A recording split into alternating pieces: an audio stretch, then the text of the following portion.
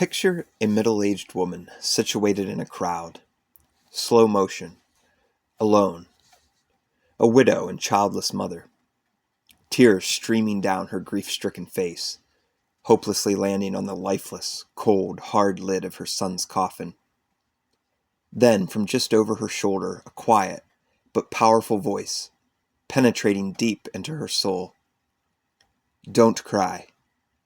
And the voice takes a few steps forward, places his hand on the coffin, and declares with unparalleled authority, "Young man, I say to you, get up." Picture a man, desperate, fearful of losing what is most precious to him, his sick 12-year-old daughter, his only child. He knows of a healer, seeks him out, finds him, falls at his feet, pleads with him to come and heal his daughter. The healer joins him. Together they travel, but at some point along the way, messengers arrive, delivering devastating news. The young girl has died. The healer calmly reassures the father and encourages him to keep believing that she can be healed.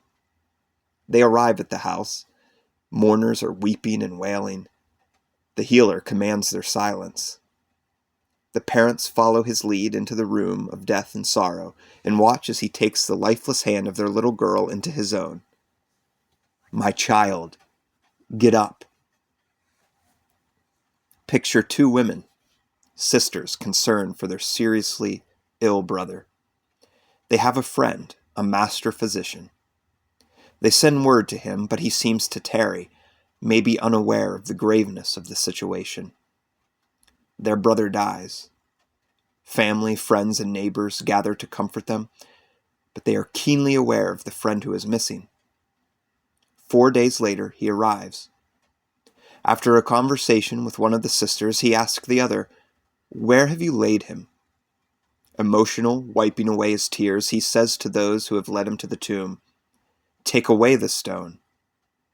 He prays to his Father in heaven, anticipation building for some, confusion for others. His forceful voice echoes into the cave of death and decay. "Lazarus, come out." When Adam and Eve rebelled against their Creator, they were banished from the Garden of Eden. Why?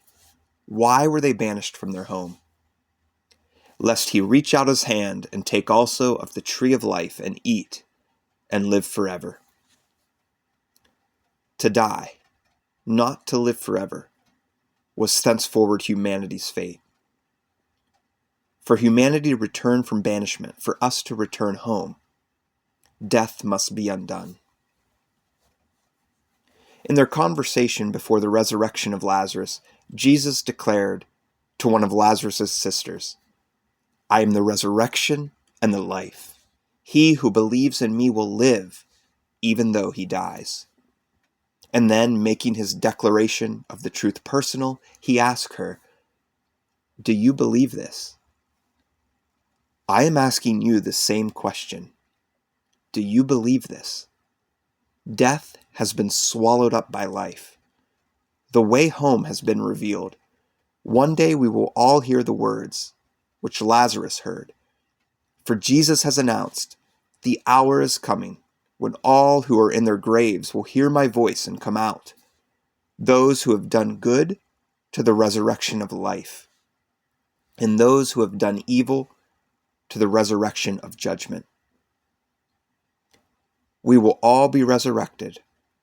Some of us will go home and will live there forever, and some of us will not. Do you believe this?